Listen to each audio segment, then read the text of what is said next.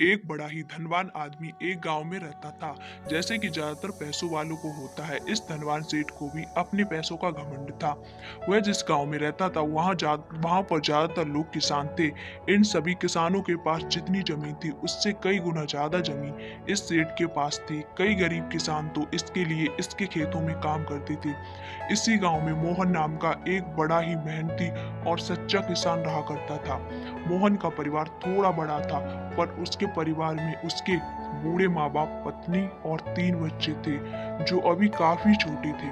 मोहन के पास ज्यादा जमीन नहीं थी, लेकिन जितनी भी थी उसमें वह बड़ी ही मेहनत करता था और अपने परिवार का पेट पालने लायक अनाज उगा लेता था। बाकी के किसान भी यह देखकर हैरान रह जाते कि कोई कैसे इतनी सी जमीन में इतना ज्यादा फसल उगा सकता है। 1 वर्ष की उम्र में काफी ज्यादा बारिश हुई, जिसके चलते ही कई किसानों की फसलें बर्बाद हो गई। मोहन भी था। अब मोहन धर्म संकट में पड़ गया, क्योंकि उसके परिवार में उसके अलावा कोई और कमाने वाला नहीं और उसके परिवार को भूखा मरते हुए वो देख नहीं सकता था। वह जानता था कि इस गांव में अगर कोई उसकी मदद कर सकता है तो वह वही घमंडी सेठ है, जिसने गांव के कई अन्य किसानों को या तो कर्जा दिया है या तो अपने यहाँ काम पर रखा हुआ है।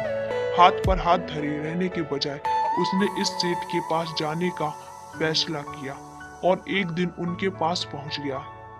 सेठ के पास पहुंचकर मोहन बोला, सेठ जी, आपकी बहुत मेहरबानी होगी अगर आप मुझे थोड़ा सा कर्जा दे दें, जिससे मैं अपने खेतों में फिर से कोई फसल उगा सकूं, या फिर आप मुझे अपने यहाँ नौकरी दे दें ताकि मेरे परिवार को 2 वक्त का खाना मिल सके। घमंडी सेठ को उसकी इन बातों से कोई मतलब नहीं था, लेकिन गांव में सारे लोग की तरह वह भी यह जानता था कि मोहन कितना मेहनती है और वह जिस भी खेत में काम करेगा वहां पर दोगुनी फसल उगा सकता है। सेठ ने सोचा, अगर मैं इसे पैसे उधार देता हूँ तो शायद इसकी स्थिति नहीं है कि मुझे वापस लौटा सके। अगर मैं इसे अपने खेतों में काम करवाता हूँ तो मुझे जरूर दोगुना फसल फायदा होगा। सेठ मोहन से बोला, देख भाई, पैसा तो मैं तुझे दूंगा नहीं और मेरे पास अभी खेतों में काम करने के लिए कई किसान पहले से मौजूद हैं, लेकिन तुझ पर तरस खाकर मैं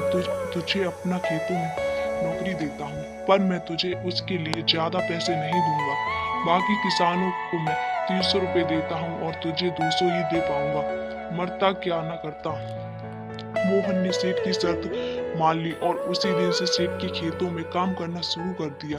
2 महीने तक नियमित वह सेठ के खेतों में जाकर कड़ी मेहनत करता और देखते देखते 4 महीनों का काम उसने अपनी मेहनत से 2 महीनों में ही खत्म कर दिया। सेठ उसके काम से काफी खुश था, लेकिन वह कभी उस पर यह जताता नहीं था। जब सेठ ने देखा कि उसका खेतों में काम अब खत्म हो चुका है, अगर वह मोहन को काम से निकाल देता तो उसके 2 महीनों के पैसे बच जाएंगे। तब सेठ ने मोहन को काम से निकालने का फैसला किया। एक बार सेठ को यह विचार भी आया कि इतना मेहनती आदमी शायद उसे दोबारा ना मिले, लेकिन फिर भी उसने सोचा कि जब अगले साल काम आएगा तब उसे फिर से नौकरी पर रख लेगा। आखिर इस गांव में उसके अलावा है ही कौन जिसके आगे ये लोग अपने हाथ फैलाएंगे। एक दिन सेठ ने मोहन को अपने पास बुलाकर उसको उस दिन का पैसा दिया और साथ में ही यह कहा कि कल से तुमको काम पर आने की जरूरत नहीं है। अब मेरे पास तुम्हारे लिए कोई काम नहीं बचा है। जब मेरे पास काम आएगा तो मैं तुम्हें बुला लूंगा। यह सुनकर मोहन का दिल बैठ गया। पिछले 2 महीनों से कम ही सही उसके बच्चों का परिवार का पेट में अन्न का दाना जा तो रहा था, अब वह क्या करेगा, यही सोच कर